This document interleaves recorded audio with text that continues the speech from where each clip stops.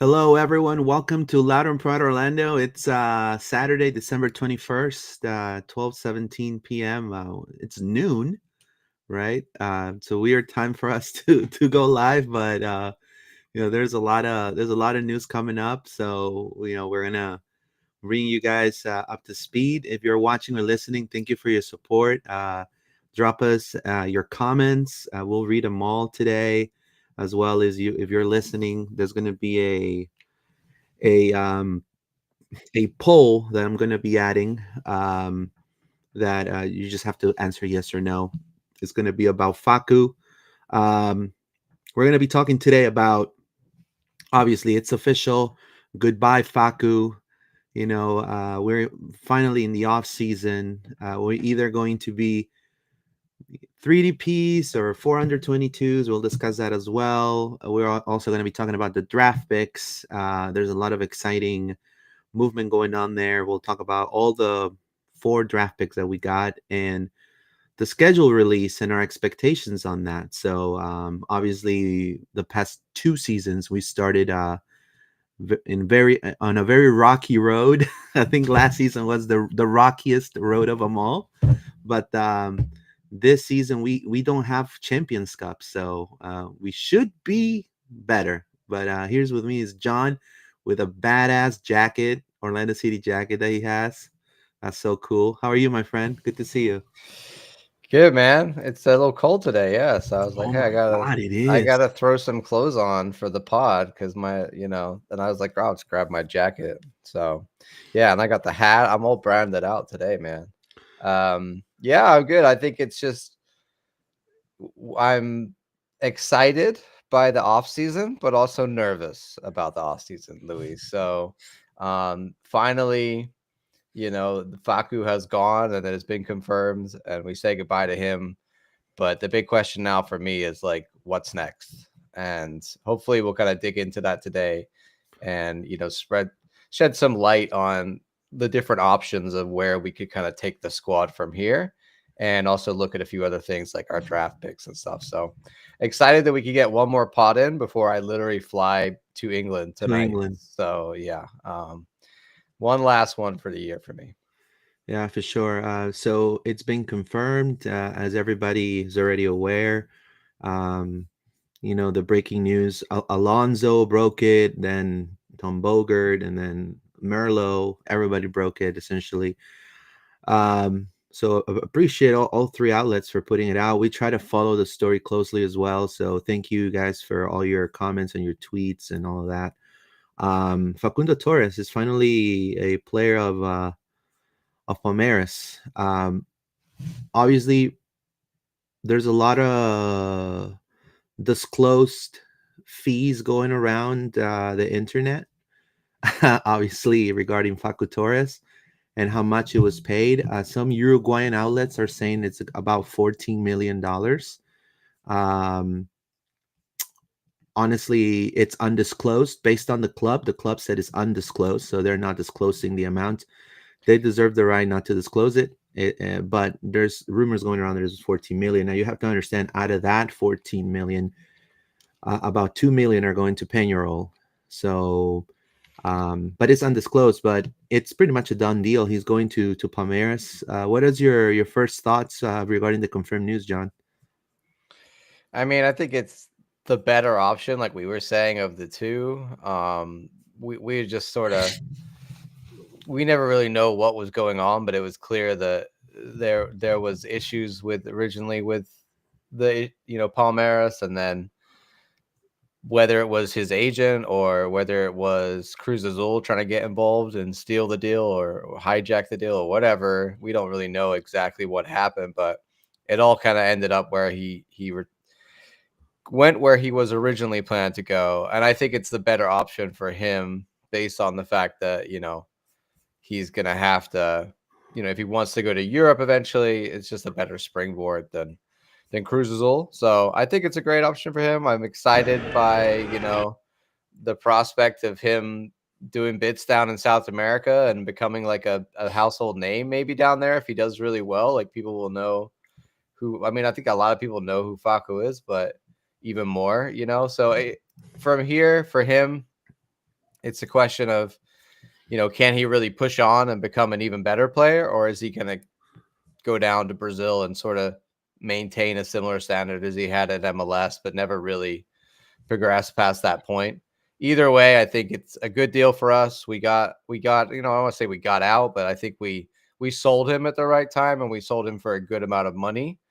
Exactly how much money that is, there's different reports. I've seen some people that say it's they're saying 12 million up front and then 2 Yeah. million in which would make that's In very payments? common. Yeah, it's like if you hit In certain 40 small numbers. payments. Yeah, like if he hits certain numbers, they would have to pay us more. Like if he scored a certain amount of goals or a certain amount of appearances for them. That's very common in modern soccer and the way they build out contracts. So yeah, I think overall good business. Sad to see Facu go. Yeah. It really, like when I saw him in that Palmeiras jersey, man, that really that hit me. That was like, Yeah. yo, I was like, yo, Look, it's I'm conflicted done. because when it comes to Brazilian soccer, I have a really love for Santos. But also there's been a lot of Peruvians playing in Corinthians. Right now there's a Peruvian they're playing, Carrillo. He played in Al Hilal last season. And also now Facu going to Palmeiras, I'll definitely want to follow. Now, CONMEBOL Libertadores, so the CONMEBOL highlighted the fact that Facu's coming back to CONMEBOL, which kind of seems kind of funny because it's kind of saying, haha, we're praying it back to you, we're praying this player out of CONCACAF, and they released this footage right here, CONMEBOL Libertadores, because he's going to be playing Libertadores with Palmeiras.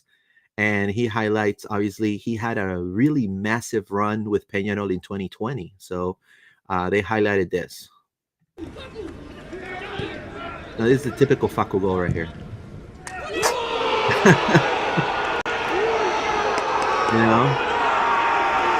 I think that's one of the goals that got him into Orlando City, I'm sure.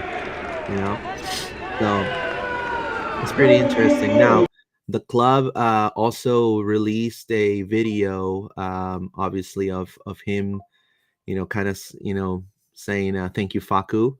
But MLS in Espanol released footage of Facu's best goals.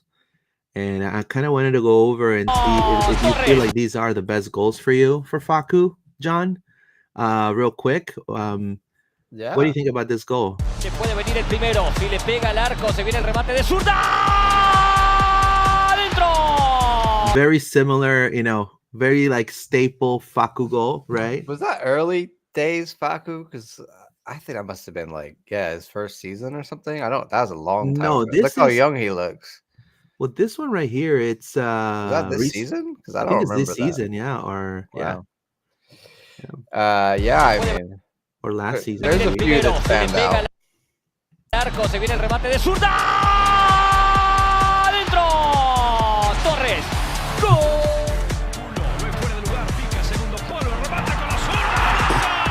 That's another one. That's a volley right there against New England. Corre, le pega. Adentro. Oh, is that left foot, John?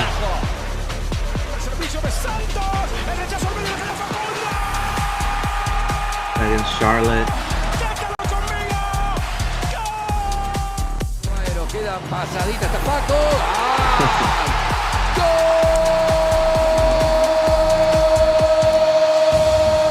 This one was his first season, I believe.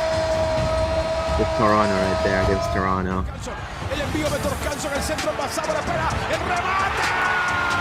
I know we all remember that one. I think that's one of my faves. Yeah, to me, that one's my favorite for what it meant. They're like scissor kick, scorpion kick. I don't know what you want to call it, like midair volley kick.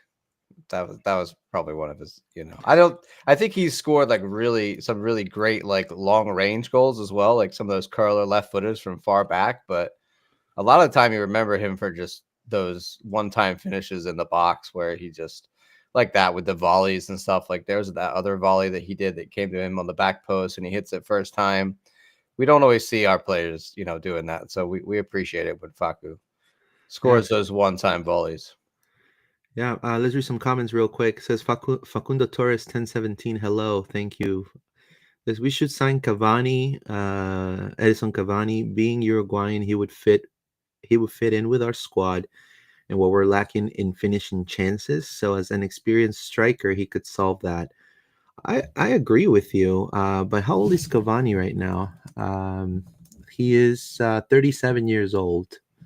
So I don't know if because he's gonna want to get bank. He wants to get paid probably double or triple what he makes at Boca Juniors right now. So I don't know if that would I be a mean, good. he just scored 12 goals with them, so Yeah, he's still got it. yeah. But I don't know. I think our quota of guys over 30 who might not It's be it maxed out with anymore Muriel is maxed out. Like between Muriel and Nico, Lodero. I don't want any more Now, players that we're on the decline physically. Let's say. yeah. Plus, to add to what John said, I truly feel that the MLS is more physical than the Argentinian league. And a lot of people probably are going to disagree with me, especially Argentinians. But I mean, the physicality, the travel, all of that, it's pretty strenuous. Like for young players like Ramiro Enrique, like Ojeda, it took a while for them to get the. Even Muriel, look at Muriel. So, Solchi, I guess that's how you pronounce it. Hopefully I didn't kill your nickname, man. I hope Duncan will be OC's next record-breaking sell, hopefully to a Premier League team. Not that we want him to leave. Well, he already signed with Palmeiras, so maybe after a good, successful. No, Duncan, not Oh, Facu. Duncan. Oh, sorry, oh, man. See, I'm not even reading right. It's early. Yeah, yeah. Hopefully, I mean, right now there's the championship. Right now, it's actually looking to sign a lot of players.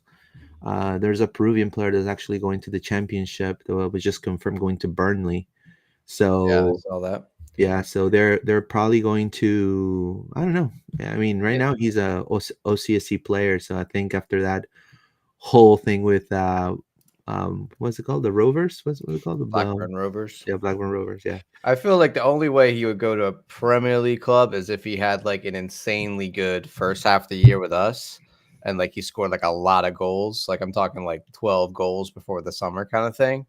And then a newly right. promoted Premier League team might be like, yo, or like someone like Chelsea or something might be like, we'll put you on our loan army. Like that could happen. But like starting for a Premier League team, Yeah. he's a long way off that. Starting for a championship team, maybe. Like Plus, I think there is that option for him, but you may know this better than I do, but yeah, do you is there like a provision that you have to be a national team player to play in the Premier League, kind of, or no? no, Not really. Okay. no, This is I didn't know he was that old. Yeah, 37 years old. Yeah. yeah. Well, anyways, we Some wish. people have been saying, Luis, quickly on Duncan, that they feel like he's still gonna go this window. I don't really think that's necessarily true. I think before a lot of the interest in Duncan was because he was on such cheap wages Yeah. that teams in Europe, like championship teams, could offer him more wages than what he was getting now. And then that was the case. But now that he's on like almost 900,000 a year, that's significantly more when you break it down, like, and you look at what the teams over in England are on. He's no longer like a cheap wage striker option. Like they're probably going to have to pay at least 5 million or so to buy him, and then however much a week. So I think some of that interest in Duncan, now that he's on higher wages, will kind of die from the smaller clubs, which is good, because really, if we're going to sell him in the future, we want to sell him to a club that's willing to pay good money and has the wages and doesn't forget to hit submit. Like so that's my thoughts on Duncan. I think he's going to be here till at least the summer. Maybe. Yeah, not only I totally agree with what John said. 110%. I mean, he has to prove that he can score at least 10 to 12 goals half the season for him to go. I mean, because they're gonna have to put up more money now, so it has to be supported with it has to be backed up with goals. I mean, yeah, we got to see like original Duncan, like yeah. So and I believe he's a tremendous striker. So I have no doubt that he's going to have happen. probably he's gonna want to take that starting spot from Ramiro Enrique, I'm sure. So I have no doubt about that. So I mean, we just have to ride the wave, as they say, and hopefully, hopefully, Duncan, in the beginning of the season, what if in the beginning of the season, this is the year that Orlando is like going on a roll in the beginning of the season. We'll talk about the schedule in just a moment, but John, I want to kind of close down the Facu chapter. We wish him all the best. Forever a Lion for sure. I mean, not in a sarcastic way, but definitely forever a Lion, 110%. Wish him the best. I don't know if you want to say last words about Facu, and then we jump to the next subject. Just, I think, thank you. It's everything he did for us, and like I think they've talked before about how it was like a bit of a steal for us to get him, and as much as we want to think of ourselves as a massive club that can compete with, other big markets in MLS, like we are not the biggest market in MLS. Yeah. And so I think for us to get Facu in the first place was a great achievement. I think we've done exactly what we wanted to. He's got what he wanted out of it. Like his final statement, like he said on leaving Orlando City, just kind of summed it up. And he was saying I've grown here and I've grown with the people. And I feel like, I'm so proud that I got the trophy and everything. So he's been a great guy for us. And he's been the face of this club, for the last 3 years. So I thank him for all the, all the goals and all the moments and the Open Cup. Like that will forever be one of my favorite Orlando City memories, is that final and the way that he just went off and that goal that he scored and everything that he did within his 3 years. He couldn't get us an MLS Cup, but who knows, man? Like I could see Facu going, maybe he goes to Brazil, goes to Brazil. Maybe he goes to Europe, when he gets to like 30, maybe Facu comes back. Like it's the kind of thing that, happens with MLS. These guys go off and do other things and then think, actually, I had a great time. So this might not be the end of Facu. I think we should definitely put him up on the Legends wall, next to Kaká. But I think also the Legends wall is for retired players. So like for me, I think it's going to be a case of if Facu continues to have an incredible career and shows, what he can do and goes to Europe and becomes a top player around the world, then he's going to be remembered as one of our products. And we're going to put him up there as a legend when he retires. So excited for the future and to see what Facu does next, and thank him for his time. Yeah, for sure. I mean, he gave us the only cup that Orlando City has right now, which is the U.S. Open Cup, a phenomenal run with Alexander Pato as well, which I think he's about to be one of these AC Milan legends. So he's going to be playing a lot of friendlies around Europe. I also want to say we're developing a partnership with Palmeiras. This is super important. Look, just look at this. This is something one of my I found right here. The transfer marks the third such transaction between Orlando City and Palmeiras, with the Lions previously acquiring former defender Antonio Carlos and current winger Ivan Angulo from the Sao Paulo-based side. Overdao is considered one of Brazil's most successful clubs, claiming 12 Brazilian championships, 4 Brazilian Cups, 3 Copa Libertadores, and 1 FIFA World Cup. Palmeiras also have previously played an Interco Stadium. So there's this thing brewing between us and Palmeiras, and I believe this is great for the club as well. Like you said, John, this is a small market, and a lot of people don't realize that. A lot of people feel that we can, just sign, Lukaku or something like that, and it's not. We are we're riding the wave now. Ricardo Moreira said it best. Replacing Nani. We thought it was going to be a tough case, a tough case to solve, replacing Nani, and then they were mistaken, because they did it better. If you think about it, they signed Facundo Torres, a young player, and it delivered big time because they give him the first major championship, playoff runs. Every year it's been a little better, than the next year. And this last year was the Eastern Conference Final. A lot of people forget about that. Yes, we lost it against the Red Bulls. Yeah, we could have won it, all of that, but we got there, So now what brings us to the next topic? What's next, John? Because there's two roads. We have the road of the 3DPs and we have the road of the Under 22 initiative. Thoughts about that, and where do you think that's going to take us? Well, I mean, if you're not aware of what the MLS, If you want to share, I can put it on. yeah, I'll look it up really quick. I don't actually have it ready to go, but essentially I can explain to you. Before, everybody knows you would have 3 designated players versus, the rest of your squad. And in our current makeup, we have 3 designated players and we had, 3 U22s. Currently, right now, we actually only have 1 U22 in Ramiro Enrique. And so because of that, now that we have moved Facu on, we're actually down to 2 DPs. So currently on the squad, we have 2 DPs and 1 U22. Now, the league this year has opened up the option to change the way your roster is laid out. So you can have your roster laid out in 2 different ways. You can have the way that we had before with the 3-3 model. So you have 3 DPs and 3 U22s. Or you can change the model and only have 2 DPs, and then you can have 4 U22 players. So there's kind of a question with obviously Facu leaving and now us only having 2. We have the option to go out and find another designated player, another DP, or we could fill 3 of the U22 slots. And I just wanted to talk about that and debate it with you, Luis, and see, what route we might go and what we really think is the best way to kind of use all of this Facu money.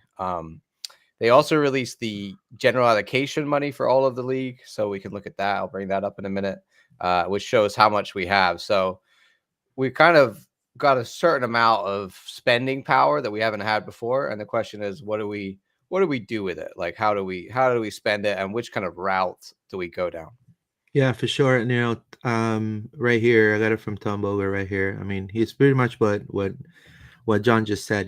It's either 3 DPs and 3 U22 initiative slots, or 2 DPs, 4 U22s, plus 2 million in Garber bucks, essentially, just MLS bucks, GAM money, right? Yeah. Now, I think both are very attractive, and I think both need high level scouting, no doubt, because I feel now the pressure is on for Musia Moreira even more than last year. I mean, you're talking about Lodeiro maybe not panning out the way they wanted to. Muriel maybe not panning out the way they wanted to, right? I don't know if they're going to be taking the loss with Muriel. I don't know. But I feel like either or has to be people that will make an immediate impact. I mean, it has to mirror in a way kind of like what the Galaxy did. And I know it sounds kind of bad that I'm putting the Galaxy on the spotlight right now, but it has to mirror the Galaxy. Plus, we're going to be facing the Galaxy in the schedule. It shows. I think it's going to be the third team we're going to be playing against. So, I mean, they brought, Royce, Pencil, Peck, and then also 3 U22s. They already had Yoshida in, so I don't know. I feel like both are interesting. I think it's just who's in the market too that wants to come to Orlando. I mean, I see. So I feel like for scouting purposes, I think that Orlando is going to go more towards the 2 DPs for U22 side, because I feel like there's more upside having 4 U22s from different parts of the world, obviously. I mean, not necessarily has to be all South America. You know what I mean? Plus, you get an extra 2 million in Garber bucks. We already have, I believe, around 3 million in Garber bucks, around that, 3.9 or something like that. So I don't know. I'm going more towards the 2 DPs side there, John. I don't know if you feel the same way, or you rather go more for the 3 designated player model.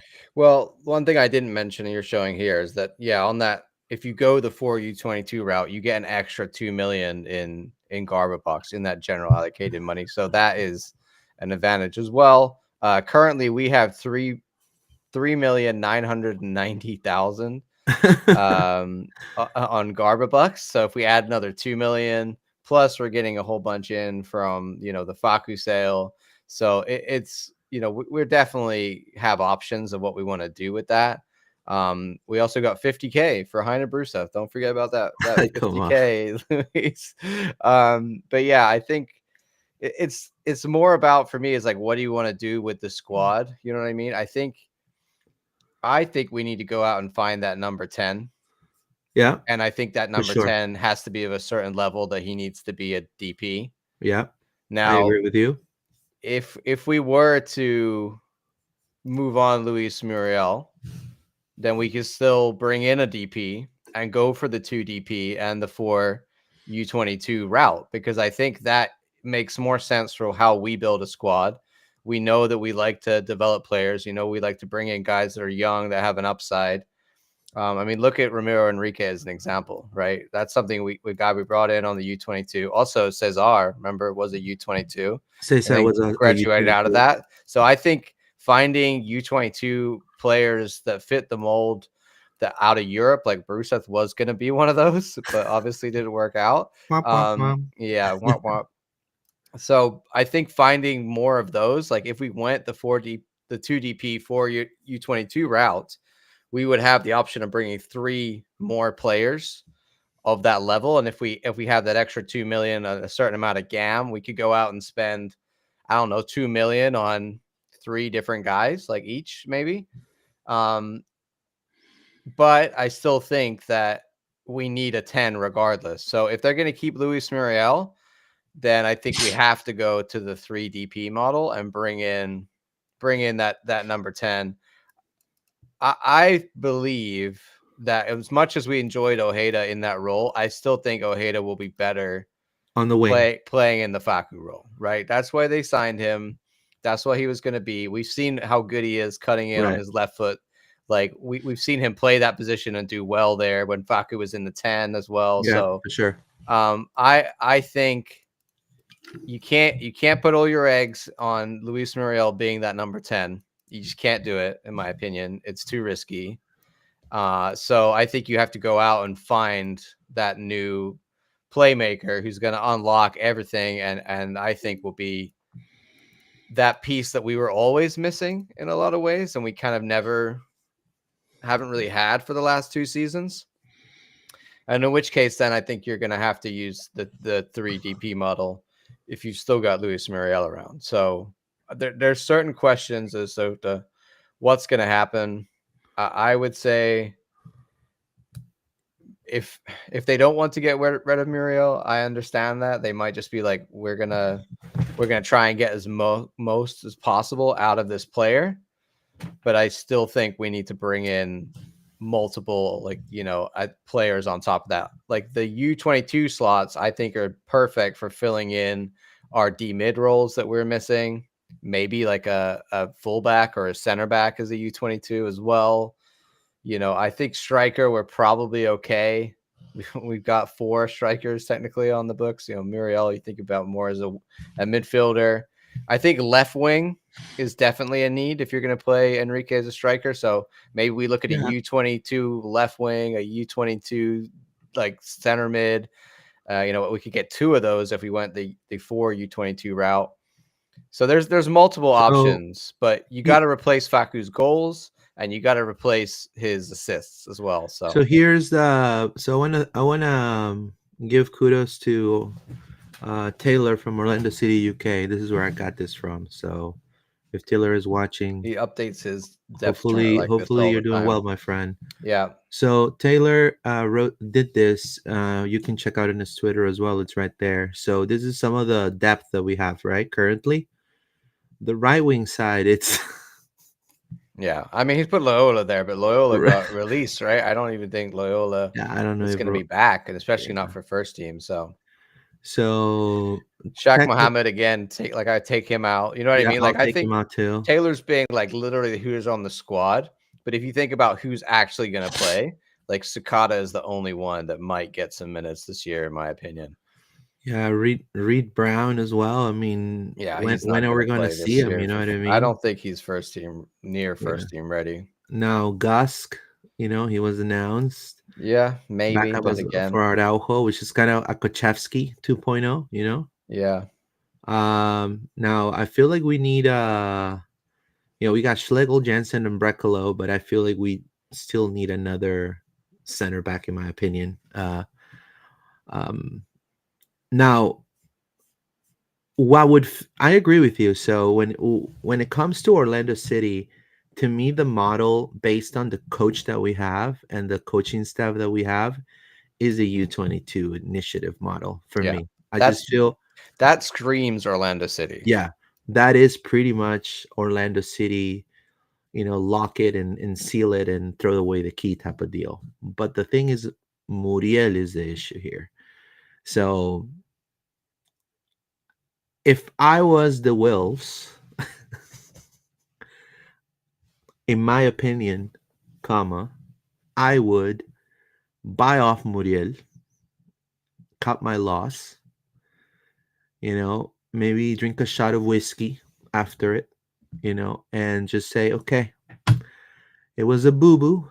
All right. Let's now let's go get it. Now let's go to the promised land. I will buy out Muriel's contract, and at that point, decide what to do with him at that point. But I feel like maybe he can go back to Colombia, or maybe he can, stay on a cheaper contract or something, Um, Yeah, I mean, there's a difference between like buying him down, which like you can buy down players with general allocation money. I don't know if we would be able to do that with Ojeda and to be able to buy him down. I think it might be too expensive to do that. Maybe we could, and then you'd only have Muriel as DP. But buying down Muriel's contract out of him being a DP is just that's like all of our GAM at least.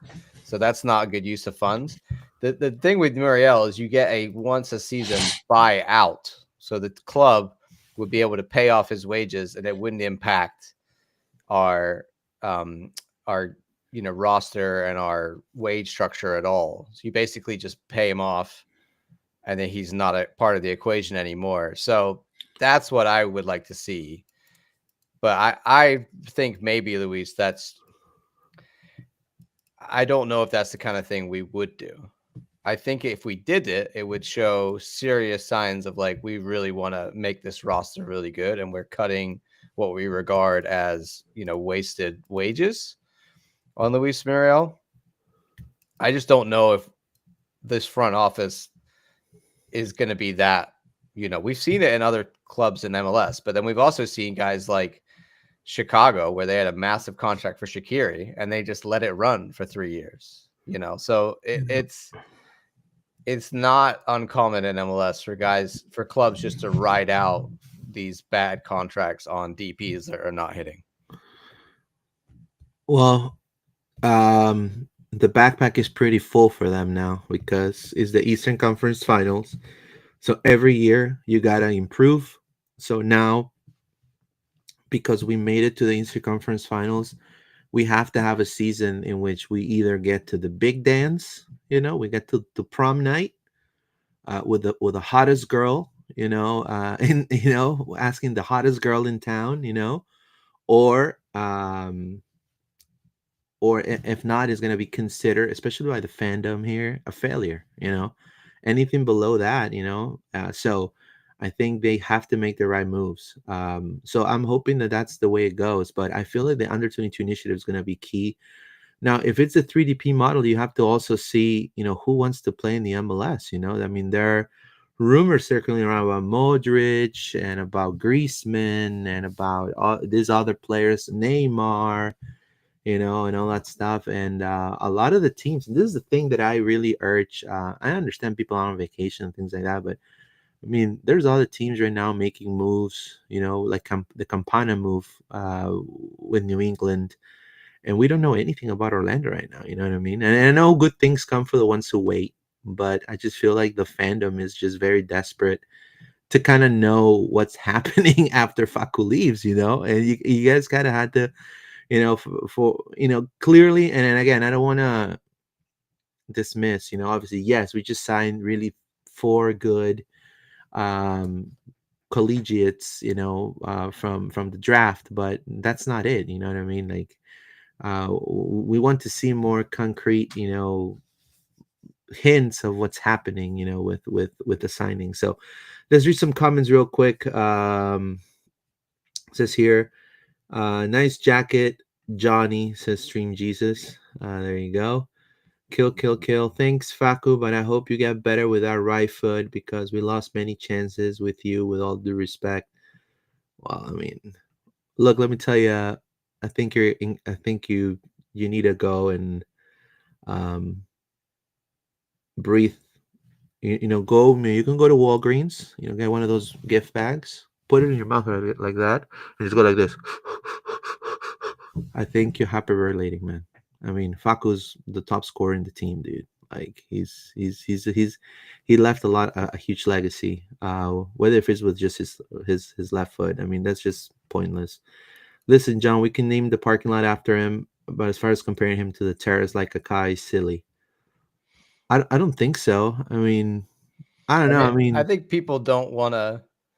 I think also it's like guys like Kaká and Nani, they came to us at the end of their career correct. and they had a very successful career and they were viewed as like revered players that had done a lot in their careers and won things. And, Facu came to us as a 21-year-old and leaving us as a 24-year-old. We don't know what the end of his career is going to look like yet. Exactly. So that's why I said like he might not go on to do much from here. Right. But during his 3 years, he has been our best player, and he has been the best player for this MLS franchise, Orlando City, hands down, scored the most goals, produced the most.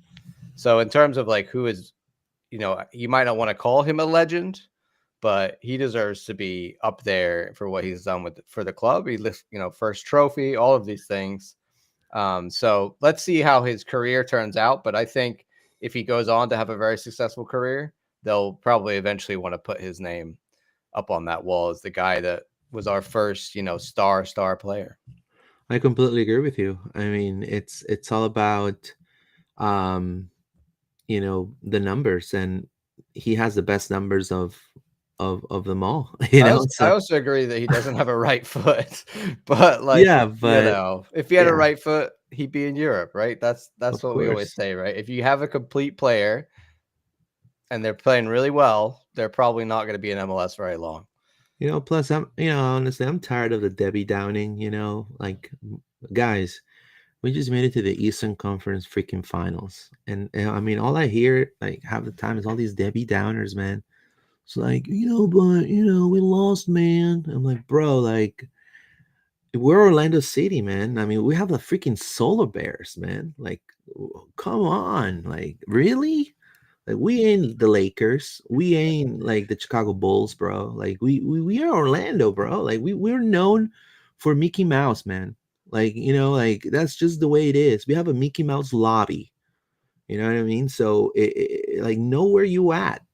Like, I hate when people are like, oh my God, like, like, bro, past it. Let's go with positivity to the next season. We're going to rock it. We're going to rock it. Let's have faith, man. Facu didn't make it to Europe with us. I don't see it happening in a competitive league like Brazil. Either far better players. He could struggle in Brazil. I could see that. He could struggle in Brazil, but he might also thrive though with a better team. He could kill it. Like, you know what I mean? Like, I think he was the best player on our team, but I think that was a disadvantage for Facu. I think he's better in a scenario where there's lots of very good players, and he's one of those attackers, and that allows him to like open up and have space and not be the focus all the time. I think we made him the focus, and that almost took away some of what he does best, in my opinion. So let's see. As part of this very good Palmeiras team, he might do very well. He might also flop. We don't know. Boys, can we do an away game next season and drink a cold one? LOL says. Thank you, Stream Jesus. Cold holy water says prom night with Gabi Amato. Oh my God! Or the number 9 of the Pride, Adriana. There you go. Good luck with that, sir. Good travels to Barcelona for that. But anyways, definitely it's going to be a roller coaster ride. When it comes to the signing. Where do you think, Luis? Well, I think there's a big question here. Is like, do you keep Ojeda in the 10, or do you move Ojeda to the right wing? And like, take Muriel out of it for a second, because in my opinion, we shouldn't be relying on him in any of these positions. So where I think the biggest question for me is, what do you do with Ojeda? So there is an argument to say he should stay as the 10 because he did play very well there. But then you yeah, got to go find a right winger. so maybe Oscar feels that it needs to be a plug and play signing, to maintain the order of the team, maintain the sequence order. He talks about the sequences and knowing each other and things like that. So like, there are rumors like right now, you mentioned, off topic. I mean, there's Mexican outlets right now talking about some Mexican players from the MX being scouted by several MLS clubs, which I'm actually gonna put it's a rumor, I believe, but Yeah, I mean it's right here. this football total has quite a lot of follow. Like they have a Yeah, lot of yeah, they have 95, so almost like yeah, 100,000 follow. I don't know if there's any truth to this. yeah. It So it makes me doubtful because they say Brandon Vasquez San Jose Earthquakes. I'm like, what? That wouldn't make sense to me, but maybe it would. so right now, you have to understand, they're linking Usama Idrisi. So they're saying Brandon Vasquez to San Jose Earthquakes, which I honestly, I mean, if I'm Orlando, like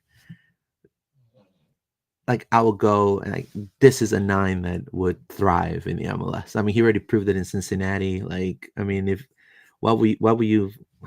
I mean, the Earthquakes really? Come on.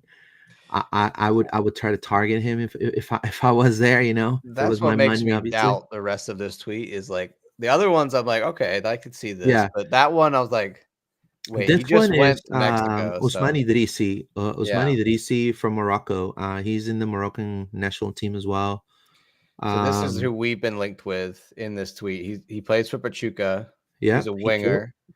he's a He winger. he spent a lot of time. He played for Groningen in the um the Dutch league, and he also played for AZ Alkmaar there, and then he played for Sevilla. And then while he was at Sevilla, he went on loan back to Eredivisie, to Ajax and Feyenoord. And then most recently beginning of 2023, or I guess in the summer of 23, I don't know. I can't see. He signed for Pachuca, and he's played 42 games and scored 10 goals since then, Luis. And he is originally born in the Netherlands, but like you said, he plays for the Moroccan national team. Yeah. He declared for them after playing for the Netherlands youth national team for quite a while. So, yeah, I don't know if there's any truth to this, but he's an interesting choice.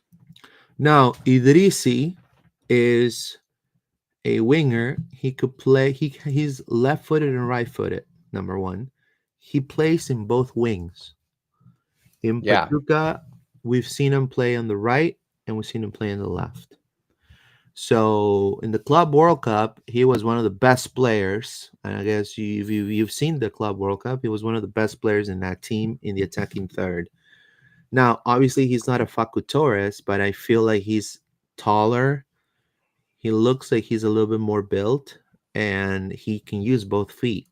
So, I mean, I guess now not number one. This is a straight up rumor. This is not confirmed or nothing like that. This is something we already gave that info, but I mean, this is a type of player, for example, that I feel like Oscar will be more keen to target because he will just be plug and play type of thing with a lot of upside, but it's not a name recognizable player. So it's not like we're signing Phil Foden, for example. You know what I mean? Yeah. It's, and clearly Facundo came like that as well. I mean, Facundo came as a young player with a lot of upside. And so those are the type of signings that Orlando makes. And we kind of have to know what kind of signings they make. And another one that's kind of been like thrown around a lot and like maybe not find that like home, like kind of like Angulo was. Like he got, obviously he was in the Eredivisie. He got that big move to Sevilla, And then they clearly didn't play him enough and loaned him out for 3 years. And then he got the 1 year. He's got on a 1 year deal with Pachuca. He signed in September of 2023. So they must have extended him past that 1 year, or he might even be a free agent. You know, he might be expiring on contract, and we might be able to pick him up for nothing, because Correct. it doesn't seem like Pachuca are interested in keeping him, and they only signed him to a 1 year deal that by my calculations is expired. So yeah, I think he could definitely be he might not even be a starter. He might just be like a TAM player that we have as option off the bench. Yeah. He could be a starter, in which case this says that if we bring him in, then Ojeda's probably going to stay in the 10, and you play this guy right wing or Angulo left or right wing. You know, he's just another winger option. Can you bring up this goal I have here, Luis, on the Sure. tab?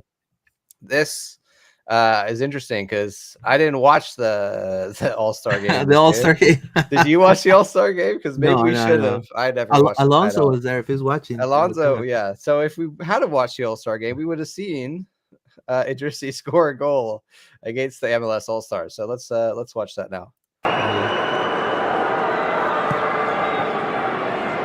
They go short. This is from the training ground. It did not get much use. And this is well done. Oh, straight from the training ground. Osama Idrissi gives Andre Jardini and the Liga MX All-Stars the lead back 5 minutes before halftime. I mean, I don't mind that at all. Like, you know, yeah, it was very. He reminded me a lot of a mix of like Facu and Ojeda. The way that he kind of runs like Facu, but then he whips the ball in with his, like, the way he curls it looks like Ojeda cross, you know, or shot. So I think he's got some talent. I mean, clearly that was a really nice goal. You can go and watch his highlights, which is a bunch of, you know, great goals, but of course highlights are taken with a pinch of salt, right? Like it seems to me like he likes to cut in, he likes to shoot. So as you would say, it's a similar kind of plug and play guy. Like, it's not, if we're just going to replace the winger with a winger, this might not be the only guy we bring in to replace Facu. There might be a plan to replace him with a couple guys and let them fight it out, right? And see who gets it. But he's got some talent and seems like the kind of guy we would pick up. Yeah, for sure. I mean, honestly, he's a good talent, that's for sure. And you know, maybe right now, like I said, you know, we're mentioning this is a rumor, but he kind of fits what Orlando would sign typically. Yeah. And for the number 10, there's also, you know, right now a player that would have a big upside in Orlando in a way, even though he's a little aged in my opinion, you know. Yeah. But you know, we also signed Nani at almost the same age as him, James Rodriguez. You know, now he's in contract with Rayo Vallecano, but he's right now sidelined, so he's a bench player. He's like the third option at the 10. I mean, he's screaming, "Get me out of here!" So if we buy down Muriel and Muriel becomes like a backup essentially, and let's say we sign a player like Idrissi, we would have the money to probably sign somebody like James Rodriguez. You know what I mean? Now, James Rodriguez, I think in the MLS, he would thrive, and not only that, he'll bring all the it's a huge Colombian market in Orlando. There's a lot of Colombians in Orlando, and I mean, I think he'll bring, you know, he'll be that player though, and he has that leadership quality as well that he's shown in the Colombian national team. Right now, Colombia is pretty hot right now when it comes in CONMEBOL. So I mean, I think he'll be a great pickup now. And then you can play maybe, you know, you have Ojeda, you can play Ojeda as even a right winger or a striker, you know. So there's a lot of options there that Orlando can do. But I think that would be possible if you buy out Muriel. I mean, if you keep Muriel, you know, Ojeda will definitely be your number 10, you know, and then you're going to have to get somebody on the right wing for Facu. I think if we keep Muriel, you've got to you still got to have another Correct. 10. You know what I mean? Like whether it's Ojeda or another guy, we just cannot put everything on Muriel being that 10, 90 minutes a game, all the time. I hope if we keep him that he really shows some improvement, because I think there are some signs that he could be a good player in this league, but it's just a big uphill battle for him to get there, I think. Now, there's there's another rumor, but this is a joke. A lot of people think this is true, but the way the way it's been written it seems like it's a joke. But again, I'm gonna put it and I'm gonna kind of translate what it says real quick. So Matusinho, which is a a Brazilian player from Vitoria, very highly regarded player, is saying that is being targeted by Orlando City, because he's a free agent right now and he's kind of negotiating with Orlando City. And the only reason why he wants to go to Orlando is because his kid loves Mickey Mouse. Now, to me, the way who posted it and all of that, it just seems like it's a joke. This being is like, played by Orlando City, so I kind of want to. this is like when you look at quality of rumors, this is like the shittiest quality of rumor. Yeah, this is like, I mean, and not only that, you put the kid's picture there. Like we see this. Remember, there was years of that, Luis. Yeah. Remember, like, oh, this player is like kid loves Disneyland. They literally they just came on vacation to go to Disneyland, and then they start, having rumors that are going to sign for us. Like, no, they just came. Oh, I remember. Yeah. Like they brought their family. Like that doesn't mean anything, And this one kind of screams to me of that. Yeah, I think that's a far-fetched So rumor. I would definitely not listen to that. 110%. Now Matthew Senior right now he's in Corinthians. He's no longer in Vitoria, so it is a fake rumor. But Matthew Senior, to add to this, Matthew Senior is killing it in Corinthians, and he right now, I think he's under contract with Corinthians, and Corinthians are not gonna let him go. He's one of their top players, so there's no way, like this is a fake rumor. Now we're gonna see that a lot, but I truly feel like when it comes to the striker position, if we look into the what Orlando City UK put right here, so it says Enrique, Maguire, Muriel, and Lynn. Now, what do you think about Jack Lynn? I mean, Jack Lynn, I think he's going to be shopped around, in my opinion. I don't know. It's up to. I think we'll just keep Jack Lynn as if we need you. Yeah. But really, that's a 3 striker list. Like, take Muriel out of that because really he's not playing there anymore. And even I think was it Ricardo or Luis Muzi who said we should stop thinking of him as a striker because he's just he's playing in midfield, like it's not. I think it was Luis. Yeah. So really, I think we have Enrique and Maguire, who are 2 top level strikers. And I think between the 2 of them, they should, striker by committee, fight it out for that top spot. And then I think you've got Jack Lynn as the 3rd option if you need when they have injuries or whatever, and other players that we could potentially play up there like Muriel or Ojeda if we really desperately need them. But if we're playing 1 striker, personally, I wouldn't go and spend our money on a striker because I think if you give Enrique and Maguire enough chances, I think they will get you the goals that you need to get.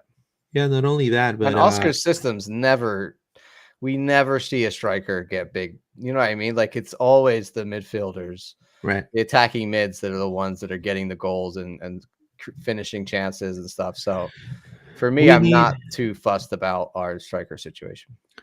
We need a DP. I mean, with this system, we need a DP right winger that could play the left wing also. So yeah, if you're going to stick with Ojeda at right wing. And stick with Ojeda in the attacking midfield 10 position. Sokata is probably going to be 3rd option. And then whoever is, or maybe we can sign also left winger from South America under 22 that's going to The thing is, we have to have depth on the wings, in my opinion. I think that's kind of where Orlando's game comes from in a way. So we have to have depth in there. Now, when it comes to the striker position, I agree with John. I see Lynn being loaned out to the USL or to, I really don't see him. And this is not to knock him down or anything like that. I think he's a tremendous player. I feel like he needs more minutes to kind of prove his worth. And Muriel is a 10, so I wouldn't be putting Muriel here. So, like John said, there's 2 slots. There's a possibility. Orlando may want to sign a veteran striker, kind of like a veteran striker that maybe scored 5 to 8 goals, in the MLS the past 2 seasons, maybe. Um, there's a lot of free agents there, but obviously that wouldn't take the spot of Enrique and Maguire. So it'll be kind of like a third option down in case Enrique maybe sideline or Maguire. Maguire is going to be gone he's going to miss a couple of games, the first few games in the season. So definitely somebody that could complement Enrique being that 9, right? Because in the end, more depth on the wings would mean also, in my opinion, more depth in the right back and left back positions, because right now with Rafa Santos, Tahir Reed Brown ain't it, man. Petrasa's no longer in the team. So there's those type of holes that we need to fill right away, so. For me, if we're gonna move Ojeda to the right wing, I think we should go out and find that true attacking mid, a killer 10. Yeah. I don't know if this is a guy that you would be interested in, Luis, but I think if it's not him, I would go for a guy of this type, and that's Georgian. I can't say his name, Luis. Georgian de Araceta. He has been playing down in Palmeiras and is a Uruguayan player. There you go. He's now 30, and he's been playing for for Flamengo since 2019. He's a very good attacking mid. You've probably seen him around the Uruguayan team at times. Very, very good, like number 10. Also can play the wing, but de Rascaeta, you mean? Yes. Yeah, de Rascaeta. Yeah, he'll be tremendous. He is now 30 years old. This season with Flamengo, he really dropped down the amount of games he played. Like he only played 15. He made 15 appearances this year for them in 2024. Obviously, their season is but I think that's the kind of guy. I don't know if they would be open to selling him. Maybe he's still got, time in Brazil, but that kind of level of guy who's no older than 30. Like I think he's the absolute oldest I would go, but someone that is just a real attacking creator more than like a goal scorer. I think we need a creative force, because Ojeda can be that at times, but I think Ojeda is can do both. You know what I mean? Like if you say to him, you're going to be more of an attacking threat and don't have to create as much, I think he'd be fine with that. So I would really like to see us go out and get that real creative piece that's still fit enough to run around and can really unlock defenses. Yeah, I mean, we need a young Rafinha. We need a Rafinha when he played either in Bayern or in Schalke. Honestly, that's the type of left back or right back that we need.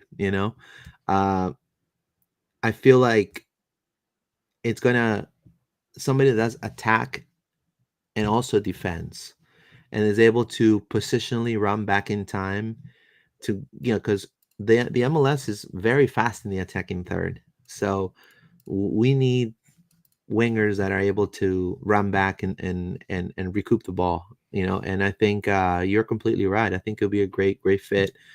We definitely need that. And again, Rafa Santos is going to have his games, just like Kyle Smith has his games. You know what I mean? But I feel like the back line, I mean, last season, the beginning of the season, we were the worst back line in the MLS. So we need to do a little better there. Either give some of those young kids a chance, Thomas Williams, or maybe, a lot of the OCB kids. I don't know if that's going to happen, but If not, we definitely need to reinforce that side. Now, let's read some comments real quick here. Mo says the story of Brandon was stalked within the MLS with Bruce Arena as their new coach. It is possible because of his connection with the USA national team. Is Brandon Vasquez been that bad in Liga MX?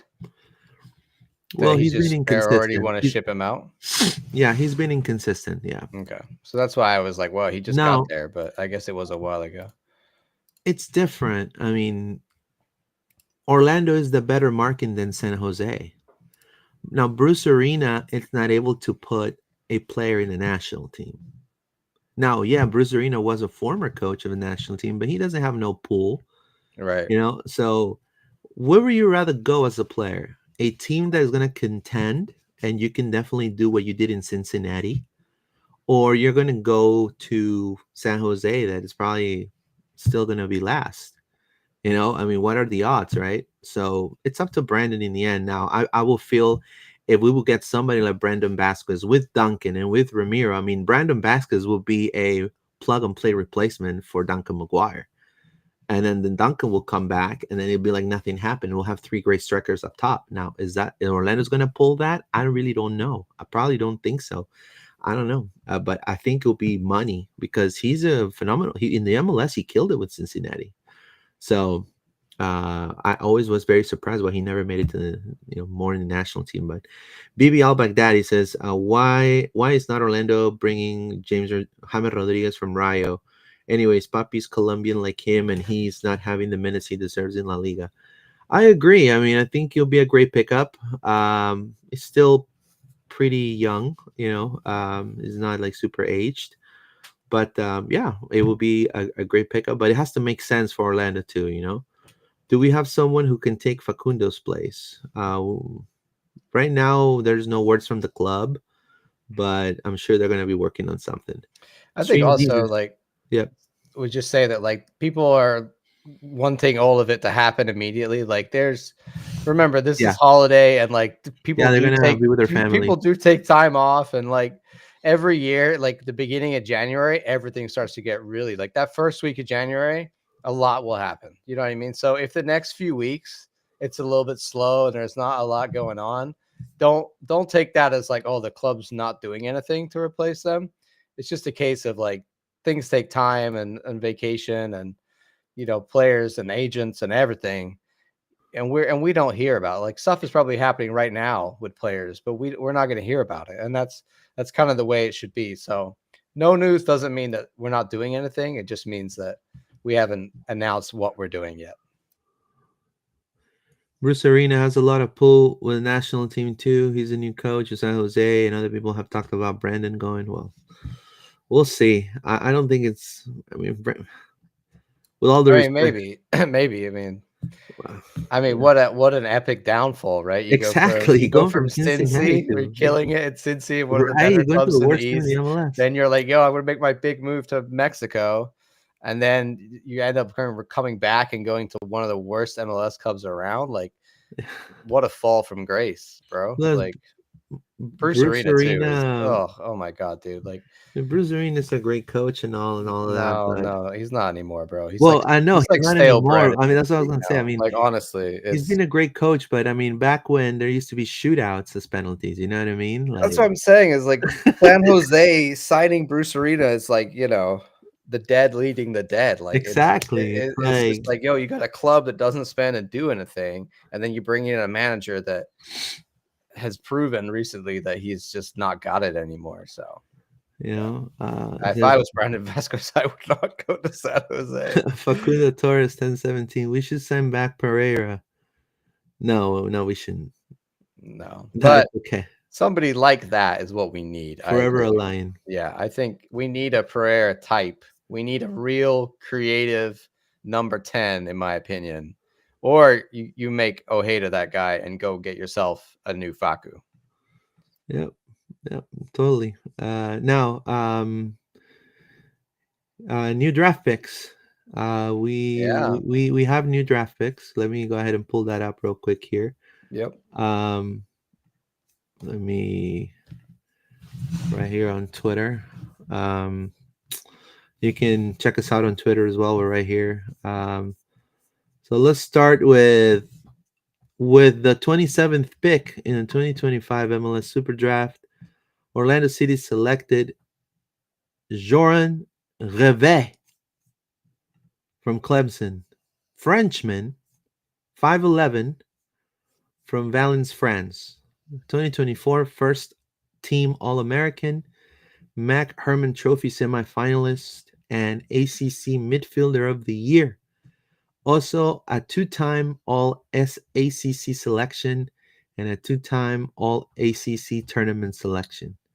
Here's Gerbet. What are your thoughts of Joran Gerbet, John?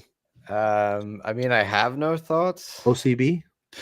based on the fact that I know nothing about him, or the fact that I don't follow college football. If anybody follows like college soccer, respect to you, because Respect, man. I only know like who are the good schools Wakanda forever. and where are they coming from. Obviously, like Clemson is I think has a pretty good soccer program from what I understand. So that's awesome. But whenever we sign these guys in the draft, it's just there's such an unknown. You know what I mean? Like we don't know whether we're signing them that we actually want to keep them, or whether we're just kind of taking our draft picks, or whether we're gonna draft pick them and then trade them, or we draft pick them and actually give them a contract. That remains to be seen. But we do know that this guy was, pretty good. Like obviously he's got semifinalists, and he was a ACC Midfielder of the Year. That's a pretty big deal. So like from what we can see, he was very good in college, but will that translate to being a professional player? It's hard to see, I would say that he is actually French. So it's interesting to me that he's one that got with the French club system. Like, why isn't he just playing in France somewhere? So like, it's not often that you see a draftee from the American, in my opinion, that's from France. Maybe this happens more, but I've never seen that before. So yeah, I think it's interesting. I think he's a midfielder. We need midfielders. Could he be the Kuchevsky replacement? Maybe. I don't know. We'll see. He might never play a game for us. It's so hard, honestly, Luis, to know with these draft picks. Are they going to end up a Duncan McGuire, or are they going to end up a, I don't know, name me anybody that we signed and never saw, like ever, or didn't even get a contract. So it remains to be seen. But I like the fact that we picked up a midfielder. 27th. We'll see how good he could be at that. And that's kind of with these other guys. You know what I mean? Like every year, less and less, in my opinion, of the draftees are good enough to make it, for every Duncan, there's like 10 not Duncans, right? So that's right. I think unless you're drafted in the top 15, maybe, then you might not be good enough to really become a solid player in MLS and get a lot of minutes. So let's see what Joran brings. But hey, we need a midfielder depth. He's an option. Yep. With the 46th pick in the 2025 MLS Super Draft, Orlando City selected Titus Sandy Jr. from Clemson. Worldwide. If you watch WWE, Titus Worldwide. 2023 season, he was a national champion, ACC tournament champion, academic All-ACC team. In 2024, he played 21 games. He started 17 out of 21 games. So, 6-foot defender, center back from Charlotte, North Carolina. Again, another depth right there in the center back position. But I feel, if we haven't really given, Freeman or or Williams or a fullback, I couldn't tell. Sorry, is he a fullback or a center back? It says defender. So I think he might be a fullback because he's got 4 assists. Okay, on the year, so that's pretty good. Pretty good. He might be a fullback. We'll see. He's only 6 foot, so I'd be a little concerned. So it's a fullback then. He could be a fullback. I don't know. Yeah. It says defender on here. Yeah. you don't. This is the thing with college, unless you've watched this guy and you know about Clemson, like Yeah. you can go find some video or whatever, but it is you're not going to Definitely have a a lot of huge amount upside of because of what he accomplished in the information. 2023 season, and definitely a very important part of Clemson's defense, because he's been pretty much a starter defender, Yeah. starting defender in 2024. So, now with a 57th pick in the 2025 MLS Super Draft, Orlando City selected Collins Oduro, no Danza Kuduro, by the way, if you're Spanish. Collins Oduro from Indiana University Hoosiers, Big Ten tournament champion in 2023, Big Ten regular season champion.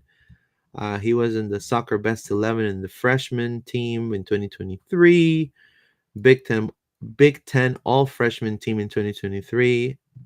He's from Bibiani, Ghana, 5'7" forward. Again, another kind of reminds me a little bit of like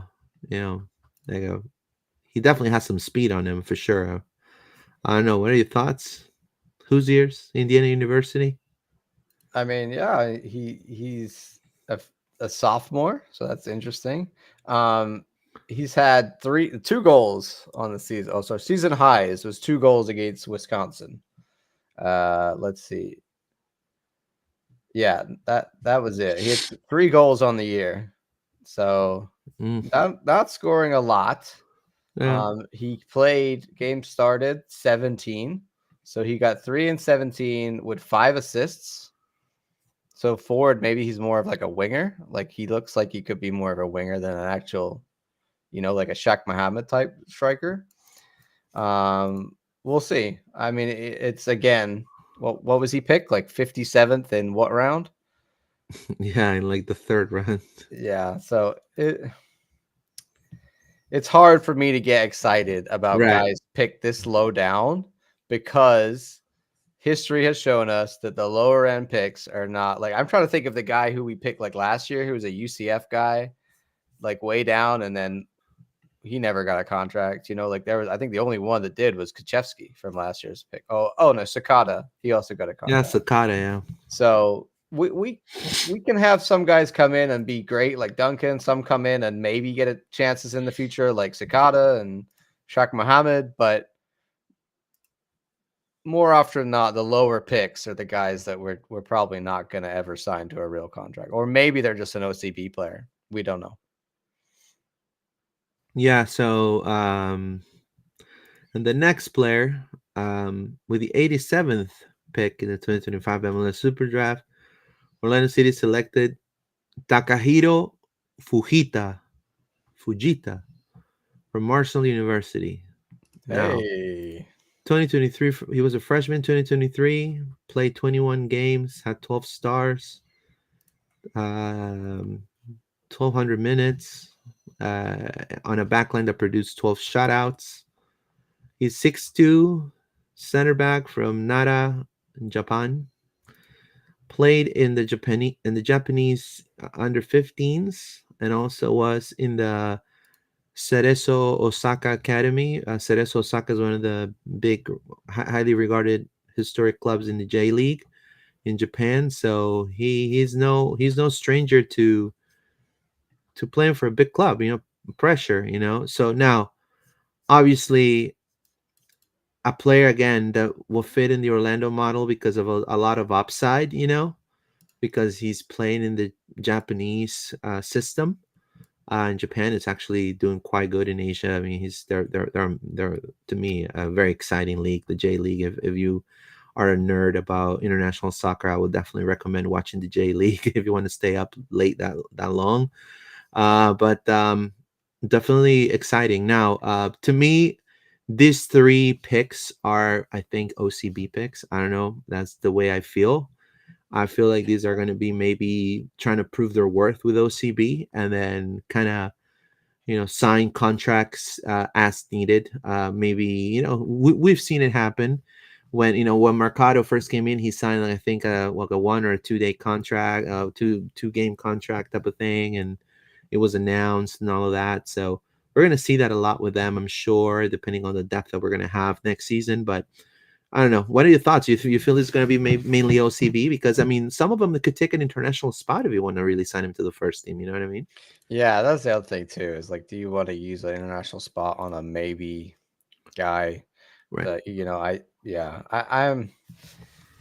I think the one who has the best chance is the guy who was drafted first, Joran Chabert. I think based on the fact that he had, multiple awards, being one of the better players, All-American, etc.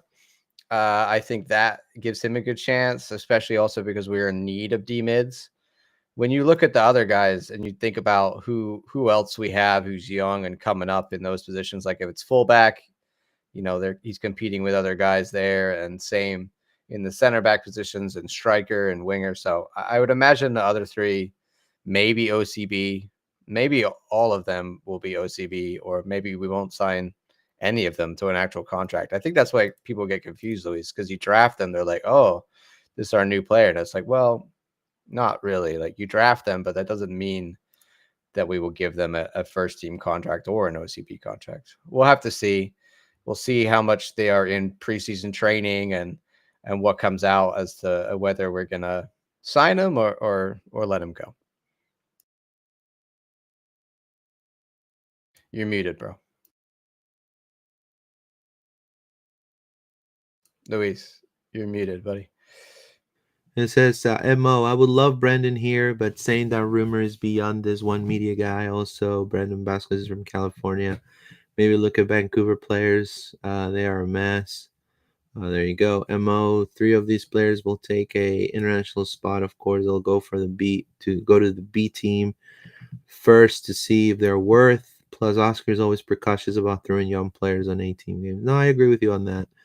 With Brandon Vasquez, I think just him being from California, I think it's a little bit irrelevant. I mean, I think if the money's right, if it's a bigger team, an opportunity, a team is going to compete. I mean, what player doesn't want to go to a team that's going to compete, for something important? Because then if you compete and you win, you can get more money. Clearly, if you go to, you can go to California and say hi to Gary Newsom, but you're going to be making the same amount of money, and you probably have lesser of a chance to make it to win anything with San Jose. Unfortunately, I don't want to knock down San Jose for sure, but it is what it is. But anyways, talking about all the teams, I think we're going to jump into talking about the schedule release, John. I mean, I just want to say on Vancouver, I think that was a good point, that like obviously this come out that they're in financial jeopardy and whatever. And I was thinking about, they have Ryan Gold, who is a guy that I would potentially like to bring in. Attacking, like he had a very good year for them. Yeah. Attacking mid. He's a DP for them. You could make a DP to DP trade, he's got 10 goals last year and 15 assists. Wow, let's do it. He had a very good year. DP to DP trade. So he's rapid. About... Like that's the kind of guy intra-league, or we've talked before about Evander. I mean, I don't think that one's going to happen, but I think Evander is, probably going to be sold out of the league for a lot of money. But that's the kind of guy I think we could go for intra-league. I mean, Ryan Gold is 29 years old. He's attacking mid. Like I said, 15 assists, 10 goals on the season for Vancouver. And they're in a situation where, they might want to sell. So no, why not Evander? I think Evander, again, you just have to throw the bag. He's Brazilian. Yeah. I mean, I think there's been talk of the league setting up an intra-league trading system. So if that's the case, like it wouldn't rely on all of this GAM and everything else that we do. And it's quite difficult right now, I believe, to make trades between the leagues. So they're trying to make a better system for what we understand. If that happens, then maybe that's the kind of thing you would see Evander being like, yo, here's 8 million in GAM or whatever new system that is to bring him in. It seems like he wants out of Portland. I think a lot of teams around MLS should be looking in at him, but I don't know if they're going to want to sell him intra-league, That's a great comment by Mo. So appreciate that with the Vancouver Yeah, I part. think that's an interesting point. Is I like wasn't taking into consideration Vancouver. You're completely right, Mo. it's always good to look at clubs that are, In financially disarray. struggling. Yeah, like, that's why I look at what we've been doing that's why I say Argentina, man, because Argentina's still got a bunch of clubs that are like having to sell players. That's how we got Ramiro. Like it's that kind of, hey, we got to sell this guy because we don't have enough money coming in right now. Now, you said DP to DP trade? So yeah, I mean he's a DP there, so you expect can him. you I hey, think it can be done. we give you Muriel, you know what I mean? The bull. I don't think they want to be shafted. I think they're trying to get rid of, contracted players and expensive players. So yeah, we'll see. We maybe do hey, look, we give you Muriel, some money, and a public sub, a chicken tender sub. That'd be hilarious. You know, Yeah. Inter deal in real money. There you go, Mo. Thank you. Well, Appreciate Inter it. just that trade for Campana was like an example of what could be done. That was like all GAM, like GAM's I international would have loved squads. Campana in Orlando, bro. I know you, bro. You Bro, were hoping that one. Yeah, and that's just that's just what we get from like that's the GAM that you're getting in there is a trade that Inter Miami is making with Atlanta, right? Sorry, with New England Revolution. Yeah. And so that's what I'm saying is that's the kind of example of something we could do is go out and do that similar kind of trade, find some good value intra-league for the kind of player that we want. I think it was good business. I suspect, Luis, that was the last bit of business that Chris Henderson might have done before he left before Atlanta, because that's a really good deal. And yeah, I don't know if anybody left in Miami understands MLS roster building rules. So let's see if Mascherano can figure that out. Wow. All right. So we're gonna jump into the schedule. Yeah. So let's go ahead and we have it right here. We open at home against the Union on February the 22nd. Now the Union just got a couple of they just got Elliott, I believe. No, Elliott left and going to Chicago. Yep. They just re-signed the Colombian guy. Bedoya. Yep. That one I don't get. Why would you sign Bedoya at that age? I don't know. Because he's a legend, forever a Snake. I mean, it must be on a cheap contract. I mean, forever a Snake as in like their logo. You know what I mean? Yeah, but it can't be a DP at that age and that production, man. That's forever dupe. Yeah. Right. So, Philadelphia on February the 22nd. Then we go to LA. Now, look, we have a 4 string of away games. I don't know if I like this or not, man, but no, you're reading it the wrong way. I did this too. You got to read it left to right. Oh, yeah, I did that too, man. It's very confusing. Come on, man. And that's why I looked originally, because they did another one where it was straight down. And so I looked at that. I was like, wait a minute. I thought we opened with 2 home games. Yeah, me too. I'm like, yo, what? Okay. No, we're 2 home games and then 2 away games. Okay, yeah.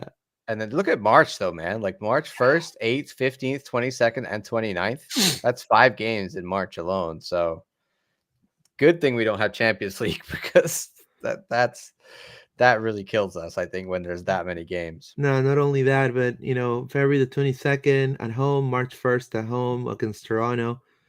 Everything you see in purple, we need to win 110%. Now, March 8th, we're playing NYCFC over there in that baseball field. Again, this is we gotta go and win every game. I feel like these 2 games are a toss-up, in my opinion, based on the momentum that those teams have.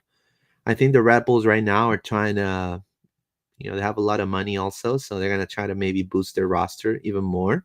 Yeah. And we have unfinished business with them, I feel, So well, I think opening up with 2 very winnable home games is great. Yeah. And then you got to go play 2 baseball games, but whatever, New York baseball game and then go to New Jersey. But it's not like a really brutal start to the season for us, which I think like we're not playing, a massive club, in my opinion, in the first big game against a big club is that LA Galaxy March 29th away trip, in my opinion. So I think it's a nice start to the season for us where we can get off to a good start and get some wins under our belt and build a bit of confidence. Yeah, so Andre Blake just renewed with Philadelphia Union, so he's coming back. Yep. Also, there are possible talks of maybe other players joining the Union, right? But these are two games that, because they're at home, I think you have to kind of make up what happened against the Red Bulls in front of a sold-out crowd. And I think this is a great opportunity to start the season with a bang and kind of have the fandom kind of say, hey, this is a new year. The team is winning the first two games. Let's go to New York and and try to kill these two New York teams. Now, I don't like the fact that we're playing both New York teams. It's early in the season for that. Yeah. I think other significant games like the April 26th at home against Atlanta, that's obviously going to be a big game. We got, Charlotte at home in May. Interesting West Coast away trips. I think really the LA Galaxy one is the one that stands out to me the most. Apart from that, we're not going West Coast outside of that, right? Yeah. Well, we're not going West Coast. I mean, we're going to Colorado and Cincinnati and St. Louis, but we're not having compared to this year, we're not going all the way over to the West Coast. Now, also, only once for LA. Also, we're playing Columbus. Yep. In Columbus, so a lot of Midwest, but not all the way across the country, which is good. Yeah. The Miami game at home, 10th of August. That's obviously a big game. I think it's a nice schedule, really, man. I haven't looked exactly how many of these are Wednesday games, but I could tell you July 12th, July 16th, and July 19th. That July 16th is definitely a Wednesday game, right? So let's see. Yeah, that's a Wednesday game. Sorry, the 16th is the Wednesday game. So, oh no, yeah, that's correct. So July 12th, we'd be home to Montreal on the Saturday, then home again to New York City on the Wednesday, and then away at New England. So that's a 3 in a week. Wow. And then away again on the following Friday to Columbus Crew. So that's a big week in July, for sure. It seems to me, I don't know why it looks like less games. I don't know why it seems like less games to me, but I don't know. I haven't counted them all and compared to this year, but it looks like a decent schedule. We're not really consistently at home or away for long periods. So yeah, I'm pretty happy. Some of these start times though, Luis, can we talk about that? Because sure. I don't think we have any at home. Wow, we don't. We don't have any. Oh, we have one 4:30 in April. So I'm looking for early start times because of the weather. I know, Miami, for example, will have a 2 and a 3, in the afternoon. Wow.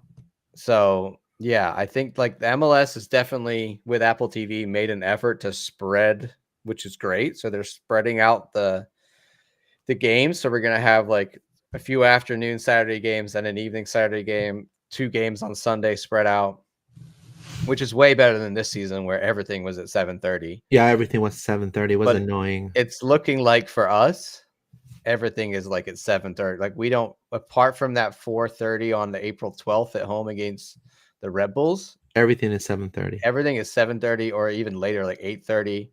There's a 2:30 away at Cincinnati. But that's it. We don't have any home games that are earlier than 4:30. So that's good. But I know Miami do. And I think that's going to be rough in the sun. But I'm glad that MLS is making an effort to actually spread out the games so that people can watch them. And it's not just all happening at the same time with this goal zone thing, which I think is stupid. Now, May 18th, we go to Miami to face the Flamingos. And then August 10th, we face them at home at the Intercoast Stadium. Now, do you think Messi will bring his butt to Orlando finally? Because there's going to be people that are going to buy those $300 tickets. Messi has been kind of canceling on Orlando the past few seasons when it comes to coming here to Central Florida. I don't know. What are your thoughts regarding that, John? Well, I think, yeah, I mean, it's like the Club World Cup is on in the summer as well. So they're going to want him out for that. They've obviously got Leagues Cup happening as well before this. So I don't know how much he's going to play in that, an MLS play. The Open Cup, I don't think is going to happen for them. But for me, it screams that it's going to be a busy summer, and he's either likely injured or doesn't make the trip again. I think people just have to accept that Messi is just not going to play a game if Messi doesn't want to travel and Messi doesn't want to go. I mean, that's what we've seen, right? It's he just has that sort of carte blanche to be no, I'm not traveling for this one, or I'm not interested in this game, or I'm going to rest here or not rest there, which he has if that's the way that the league wants to allow him to do that, that's fine. Other players might be forced to play and not have a choice about it. But I think their main thing is they want him to play as much as he can and be in as many tournaments as he can be in. So they're okay, miss some MLS games because then you can make a few appearances in this tournament and that will boost our numbers kind of thing. So yeah, I would not be surprised if Messi didn't make it out on August 10th again. Now, Facundo Torres 1017, which was my next question too. Do we play US Open Cup next season? 100%. 100% we have to. Because if they're keeping the same way they did it this year, the only reason we were not in it this year is because we were a Champions League team. Correct. We are no longer a Champions League team. Therefore, we have availability in our roster, in our amount of games per se. We have games that we're not playing this year that we played last year. All of this is caused by the Leagues Cup congestion, and that is also changing slightly. They're making it weekday. They're making them Wednesday games during the season, so that we're not we're not going to break for Leagues Cup. So that's good in some ways, but it's also going to add to our strain of what we got to do and the amount of games we got to play. I think Open Cup is got to happen for us. I will be really frustrated. And I for everything we've heard from the Orlando City contacts that we've spoken to and the contacts that I've spoken to from the Wilfs camp is they wanted to be in the Open Cup. Yeah. I've heard nobody that said that they were happy about being out of the Open Cup from our camp. I think a lot of that decision was made by the group. There's a panel that makes these scheduling and decisions like this, and they're made up of owners from MLS, and some of those owners are conservative and some of them are very aggressive and want to spend a lot of money and do a lot of things. And I think it was the Jorge Massas of the world, those owners that were saying, we don't want to be in Open Cup because it's not profitable. We want to be in, Leagues Cup and all these other things. We want to play in better competitions. And then other owners that were no, this is, a traditional a tournament. We want to be in it, etc. And we didn't really get to vote from what I understand, because the only people who got to vote were the ones that were in that committee. So we don't have an owner that's in that committee. So we didn't really get to choose what happens. And I think, from what I've heard is, we were frustrated that we were not in it. And so I can't see why we wouldn't want to be in it this year. And hopefully not being in Champions League means that we are allowed to be in Open Cup again. Yeah, and we actually feel like we have a huge chance of getting another Open Cup if we do play it. Yeah, I mean, I just not even that. I just want to give opportunities to other players in the squad. I really enjoy though. I know people are whatever, who cares about the early stages of the Open Cup? I personally really enjoy watching us play some USL teams and get some younger guys out there and maybe there's only 10,000 people in the stadium, but like I don't, that doesn't bother me. Like I don't care. I'm not. I think sometimes people are like, oh, it doesn't, it's not the glitz and glam. I'm like, yeah, have you seen the early stages of any cup? Like that's what it is. That's cup soccer. That's cup football. So I missed it last year, and I really hope that we get a chance to play once again and play the Rowdies or something in an early round, because it's fun. Yeah, I think it's gonna be amazing playing the Open Cup again. So I'm also hoping that we're able to cover the U.S. Open Cup and go for it. Give players like Sokata, players like even Tyree Brown, and all these younger core of players that we have that they did so great with OCB also last season. They went on a run. The Alex Freemans of the world, and maybe some of these new signings. Give them a run for their money, and I think it'd be fantastic if we get another trophy in the works, especially in such a historic cup. It's the oldest cup in North America, one of the oldest. So why not being part of that such historic cup? And I think it makes more sense in my opinion too. Plus, it kind of fits kind of what Orlando is. Orlando's a former U.S. Open Cup champion, so it kind of for us it's an honor to play in that particular tournament. So, and Mo says they said that we will travel to MX for Leagues Cup, and that will be a real bitch for players. According to Bogart, he thought anyone who missed last year, that it's not in the championship, in the Champions League, will play an Open Cup. Yeah, I mean, Leagues Cup is scheduled to go from, like, well, it's confusing because it's supposed to be played between July 29th and August 31st, right? But that's like the whole thing. So really, like, the group stages are early in that. So it's like early August is when we'd be in the group stages. Like, and I think from what I've seen is it's talk of it being Wednesday games. So you wouldn't stop the season.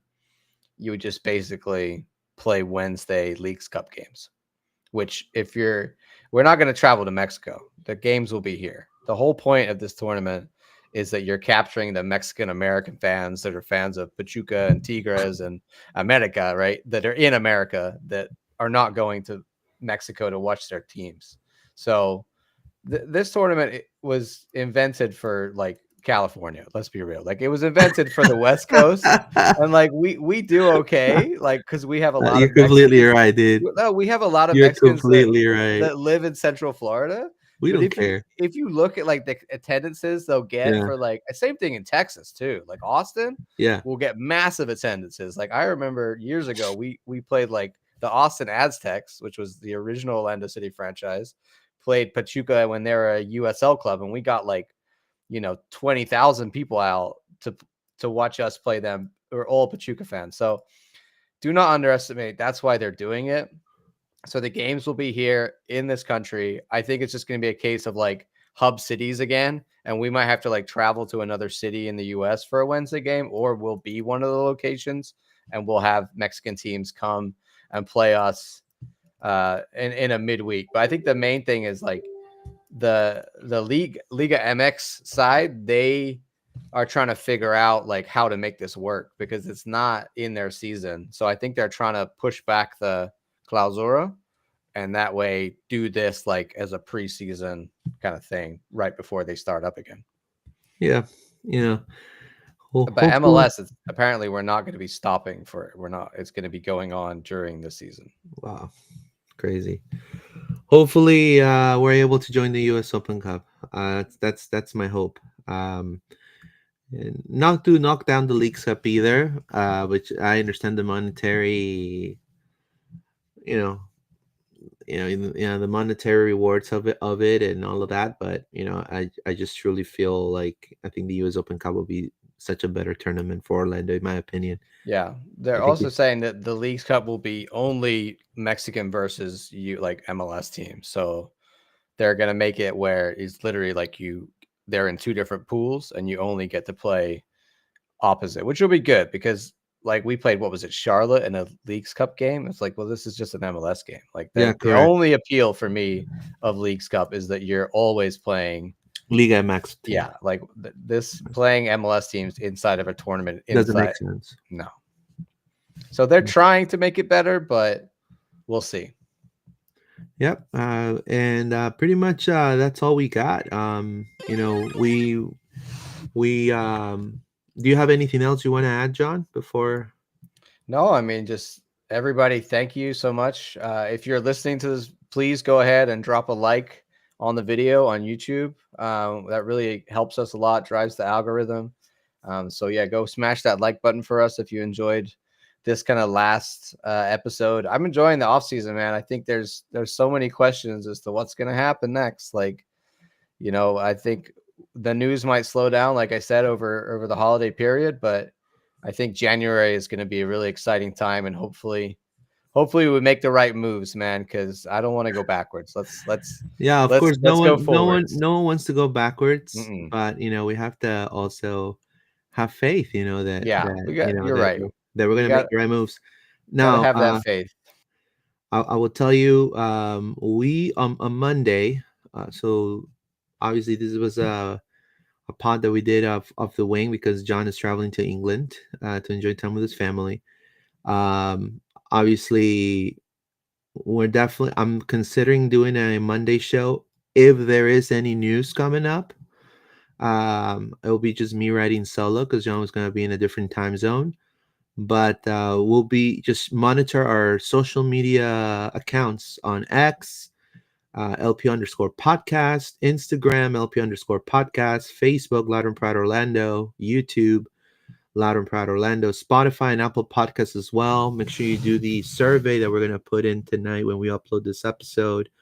Also in 2025, we're going to be doing video and audio as well on Spotify. You know, we're also on Blue Sky, that's Loud and Proud Orlando. So just check us out there. TikTok as well. We're everywhere, man. TikTok, Loud and Proud Orlando. So we're gonna, you know, if we have a live on Monday, we will definitely let you know. Now, we're also, as news come, we're gonna during the week having some pre-recorded videos of some news that we may do, some shorts, some reels. Make sure to, you know, join and support us. If you are on, for the people that are here, if you're on Discord, if you like Discord, we do have a Discord channel that will also send some, you know, the links for the streams and stuff and news and things like that. I'm gonna put it right here on the comment box so people are able to join. It's free. You don't have to do anything, but again, I wanted to thank you guys, you know, for your support. To you as well, John. I appreciate your friendship, and obviously, hopefully, you have a wonderful trip over there. Merry Christmas to everybody. Happy holidays. Hopefully, you guys have a wonderful Christmas with your families, or you know, drink some hot cocoa. You know, there in England. What do you guys usually drink there? Like eggnog? No, you guys don't drink eggnog there, right? Tea, man. We drink tea. Tea? We're British. Yeah. Right. Well, yeah. Mulled wine, Christmas time. Mulled wine. Yeah, Wow. that's you know, wine with Christmas spices. Wow, interesting. Yeah, hot wine. Fantastic. Anyway, Alrighty. we'll signing off. Thank you so much for your support, and vamos Orlando. See you guys. Merry Christmas, everyone. Vamos Orlando. Vamos Orlando.